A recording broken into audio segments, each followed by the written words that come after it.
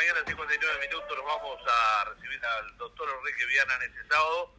Y la pregunta que le hacemos, buen día, ¿cómo anda, doctor? Buen día, ¿qué tal? Muy bien, muy bien. Bueno, sabemos que esta semana se publicaron datos por el Ministerio del Interior con las últimas cifras con una sensible baja de los delitos. Y la pregunta que nosotros hacíamos, ¿siente usted que hay más seguridad? ¿Se siente más seguro? Y por otro lado también sabemos las repercusiones que ha tenido, porque por su lado, por allí el fiscal Díaz salió al cruce diciendo que se aduce de que es un poco por el tema de la pandemia pero bueno, la pregunta que le hacemos al doctor Viana es esa, en esta mañana. Sí, correcto. Los problemas de seguridad no son problemas de sentimientos, ni problemas tampoco de estadísticas, ¿no? Los sentimientos y las estadísticas, casi me animo a decir que las estadísticas a veces más son manipulables, ¿no? Son movibles según la conveniencia política institucional de quien quiera exponer una situación u otra.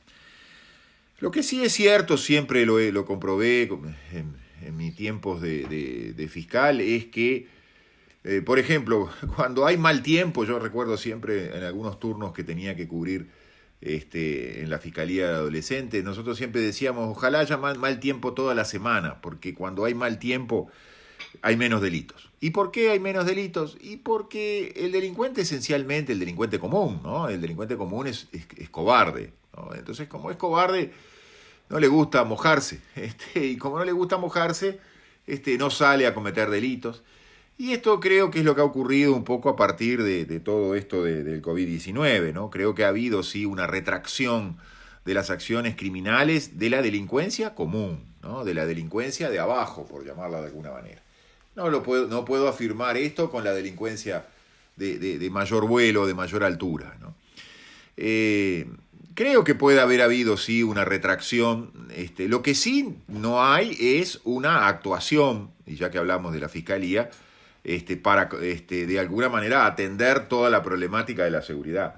Y ni el Ministerio del Interior ni la Fiscalía General están actuando. Están en una situación de caos, de falta de atención, de omisión de atención de todo lo que hace a la criminalidad. Y eso lo vemos a diario quienes concurrimos necesariamente a fiscalías, comisarías o juzgados, ¿no? Hay una situación de omisión, de atención de las denuncias que realiza la ciudadanía. Entonces, claro, si usted no registra una atención de la criminalidad, puede decir que la criminalidad bajó. Y eso también está jugando en materia de estadística. Por lo tanto, no confío mayormente en esos anuncios que tienen un tinte político notorio, tanto cuando vienen del propio Ministerio del Interior, tanto cuando vienen de la Fiscalía General. Cada uno trata de llevar agua a su molino. Hay también en esto una suerte de juego de distracciones, ¿no? Yo creo que hoy en los hechos Fiscalía y Ministerio del Interior son uno solo, están prácticamente aunados y tienen los mismos, prácticamente reúnen los mismos vicios y los mismos pecados que ya desde hace mucho tiempo, por ejemplo, tenía todo lo que hace a la policía, ¿no? Lamentablemente, institucionalmente estamos en una situación de caos, no solo de caos estructural, físico, podríamos decir, sino de caos moral, ¿no? Estamos en una situación de actuaciones que distan mucho de adecuarse a derecho, adecuarse a la ética y a la moral. Doctor Enrique Viana, como todos los sábados, nuestra propuesta cuenta con un invitado. Hoy estaremos a las 8:15 recibiendo al intendente de Rocha, Alejo Gutiérrez. ¿Qué pregunta le cursaría al intendente de Rocha, Alejo Gutiérrez? Bueno, difícil. Difícil una pregunta para Rocha estando tan lejos de Rocha, ¿no? Realmente la peculiaridad que siempre llama la atención del departamento de Rocha es su potencial turístico. Pero siempre con la salvedad de lo importante que es proteger el medio ambiente. Y Rocha tiene un medio ambiente que en algunos lugares todavía permanece a tiempo de ser protegido, o en algunos casos de ser rescatado. Bueno, mi pregunta iría por esa idea, ¿qué se está haciendo en materia de protección del medio ambiente en el departamento de Rocha? Bien, lo escuchamos con el tema que usted propone. Sí, el tema que yo propongo es, lo que acontece mañana, ¿no? Mañana cumplimos 191 años de existencia como una nación, como un Estado, como un pretendido Estado soberano. Mañana se cumplen 191 años de la jura de la Constitución. Muchas veces las fechas patrias pasan un poco desapercibidas, cuando caen en domingo quizás más, pero tienen una significación que quien habla, y muchos de los oyentes, la aprendimos inicialmente cuando íbamos a la escuela, ¿no? Siempre en este aspecto recuerdo una anécdota en la escuela cuando en una clase de una profesora, cuando yo hice la escuela si no recuerdo mal, en la clase de sexto año de la profesora de Sousa, la maestra de Sousa, una gran maestra que tuve en sexto año en la escuela número 40 de Fray Ventos. Y allí, en determinado momento, ella preguntó qué era la Constitución, ¿no? Y yo, que escuchaba que mi padre era abogado, era fiscal en aquel momento, dije, bueno, la Constitución es una ley. La maestra me miró con cara un poco extrañada y había otro alumno, lo recuerdo con mucho cariño, Santiago Rodríguez, que era hijo de un juez. Coincidíamos en esa clase, el hijo de un fiscal y el hijo de un juez. Y dijo, no, es un conjunto de leyes. Bueno, yo me fui para mi casa, le pregunté a mi padre, y mi padre me ratificó el concepto que yo tenía, que la Constitución es una sola ley. Y esto tiene una significación importante. En efecto, es solo una ley, más allá de que parezca que contenga un conjunto de disposiciones, un conjunto de normas que puedan hacernos decir que es un conjunto de leyes, obviamente, ¿no? Pero estrictamente, del punto de vista formal, es una ley. El Uruguay se dio esa ley, que es una ley suprema, es una ley que está por encima de las leyes, que incluso regula cómo se tienen que dictar las leyes. Y ese es el concepto de constitución, de norma superior, de lex superior, de norma que establece un código de conducta principalmente del Estado, y una norma que establece una carta de derechos, un conjunto de derechos dirigido a las personas. Esas características las cumplió la Constitución de 1830. Nosotros tenemos también el defecto de decir que hemos tenido distintas constituciones, la de 1830, 1818, 1934, y así sucesivamente, hasta 1967. Y realmente como hemos tenido una sola ley, hemos tenido una sola constitución. Es decir, la Constitución es eso, lo que nos dice la palabra, es el nacimiento, es el parto mediante el cual nace una nación. Y como nación tiene también un proceso de gestación previo, un proceso de lo que se llama un proceso de constitucionalización. Y el Uruguay lo padeció, lo sufrió. Eso empezó allá quizás en 1810 con la Junta de Mayo, a la cual se presentó Artigas, y luego inició a partir de 1811 su gesta. Y ello tuvo un quiebre cuando Artigas se ve obligado a retirarse del Paraguay, y tuvo un renacimiento con la llegada en 1825, el desembarco de los 33 orientales. Y luego, la declaración de independencia y la declaración de unión con las provincias unidas.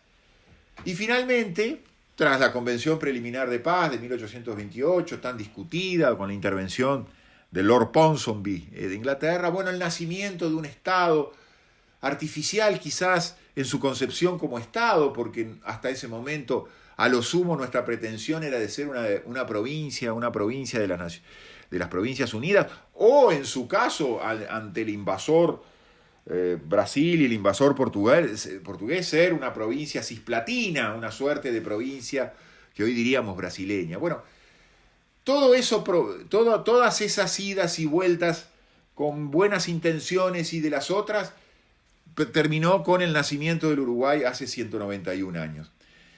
Pero aún así, y volvemos a la idea anterior, la Constitución es una ley. En esencia, más allá de todas las enmiendas y modificaciones, no nuevas constituciones, siempre sobre la misma Constitución, sobre la misma partida de nacimiento, una serie de modificaciones que se fueron estableciendo a las normas incluidas dentro de esa ley superior, siempre sobre la idea de unidad, porque en definitiva eso es lo que nos da unidad en el tiempo, unidad histórica, 191 años.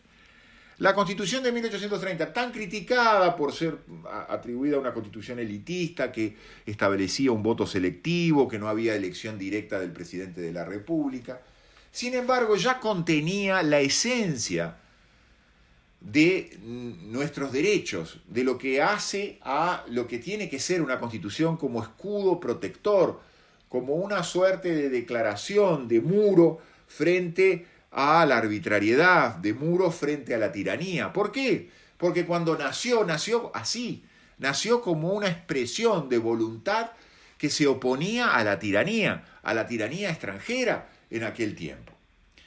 Entonces, los derechos más importantes, como el derecho a la libertad, como el derecho a la igualdad ante la ley, siguen establecidos en nuestra Constitución con pequeñas modificaciones, pero siguen estableciendo sobre la base del texto original de hace 191 años. Y para concluir, ¿qué importancia entonces tiene esto? Bueno, cuando le vemos la cara a la tiranía, cuando vemos nuestros derechos individuales afectados, cuando vemos el peligro de pasar a ser esclavos de la voluntad de otros, allí reivindicamos esa Constitución de hace 191 años, porque hace 191 años se enfrentó a la tiranía, y en mi opinión hoy estamos enfrentando también a la tiranía. La tiranía que pretende, entre otras cosas, hacer desaparecer a los Estados-nación, de hacer desaparecer las constituciones, hacer desaparecer esos escudos protectores que tenemos justamente frente a la arbitrariedad, a las dictaduras, a las tiranías.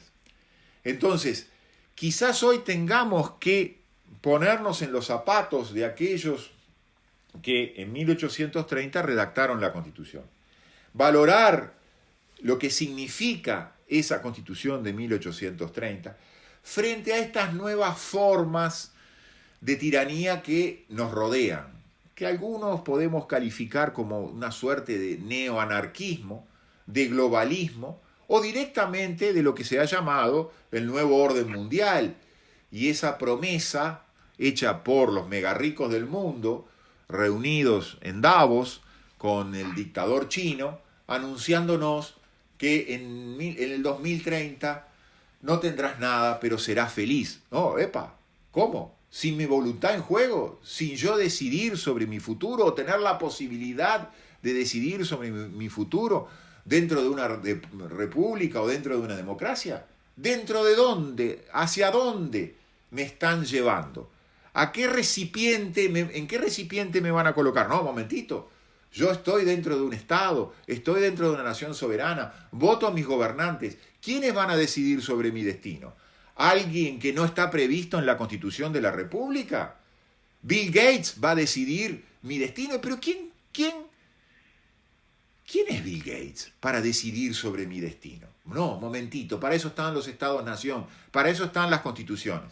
Saluda la Constitución de 1830 a 191 años de su gestación. Gracias.